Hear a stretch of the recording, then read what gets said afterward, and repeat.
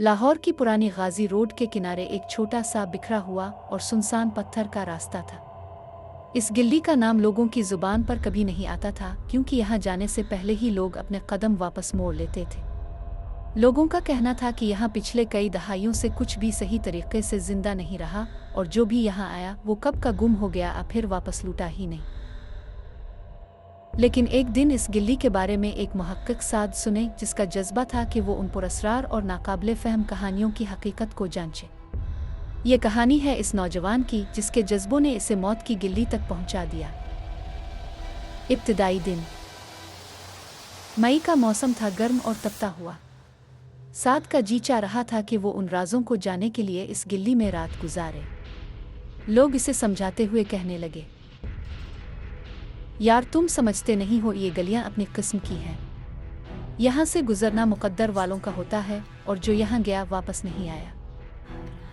लेकिन साद की हिम्मत को कोई शिकस्त नहीं दे सकता था, क्योंकि इसका यकीन था कि ये सब कहानियाँ सिर्फ वहम और खौफ का नतीजा है। रात का वक्त था और उस गिल्ली का मंजर कुछ और ही था। चांद की हल्की रोशनी, टूटे फूटे मकान और दरख्तों की हौलनाक साइंसा है। साद ने अपने कैमरा और नोटिस बुक निकालकर इस गिल्ली का जायजा लेना शुरू किया। एक पुराना दरवाज़ा जिस पर जंग लग चुका था, इसके सामने आया। इस पर कदीम नकूश और हिंदू और मुसलमानों के निशान और खुतूत कंदा थे। साद ने हिम्मत करके दरवाज़ा खोल दिया। अंदर एक खामोश तारीक कमरा था। वो अपने शोर शराबा और सन्नाटे में मानशियाँ करने लगा।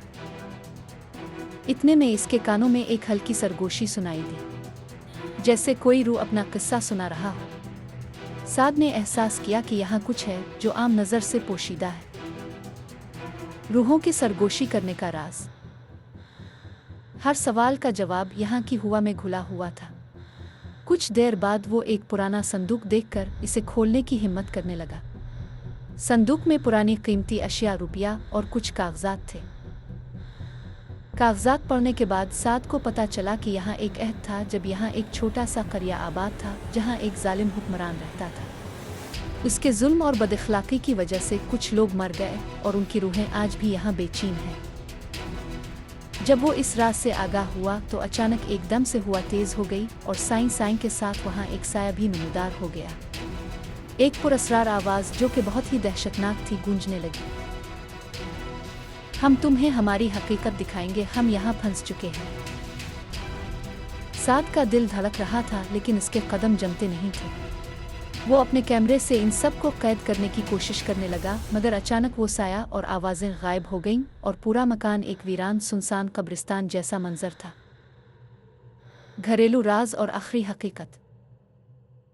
कुछ देर के बाद साद बैरूनी दरवाजे की तरफ गया, जहाँ एक पुराना तस्वीर और एक मिट्टी का टुकड़ा मिला। यह बहुत ही पुरअसरार था और कोई राज छुपाए हुए थे। यह वो जगह थी जहां उन लोगों की रूहें हमेशा के लिए बंध चुकी थीं। वो वापस लौटा और अगले दिन अपनी रिपोर्ट बनाने लगा, मगर वो कभी भी अपनी कमरा, कहानी और बाकी रूहों की आवाज़ें भूल नहीं सकता था। वो जितना भी चाहता था कि सच्चाई छुपाए, मगर वो जान गया था कि उन गलियों में न सिर्फ वर्चुअल इम्कान बल्कि एक मुस्तकिल राज छुपा हुआ है, जिसके बारे में कोई भी बात नहीं कर सकता। नतीजा। कहानी का अंजाम इस नौजवान का खामोश और सुना हुआ राज है। वो अब एक जुबान से महरूम एक साया है जो हमेशा इस गिल्ली में घूमता रहता है। लोग कहते हैं कि वो दिन धड़कते हैं जब वो वहाँ गया और अपनी तहकीक से एक जिंदा हकीकत दरियाफ्त की, लेकिन कोई भी वापस नहीं आया।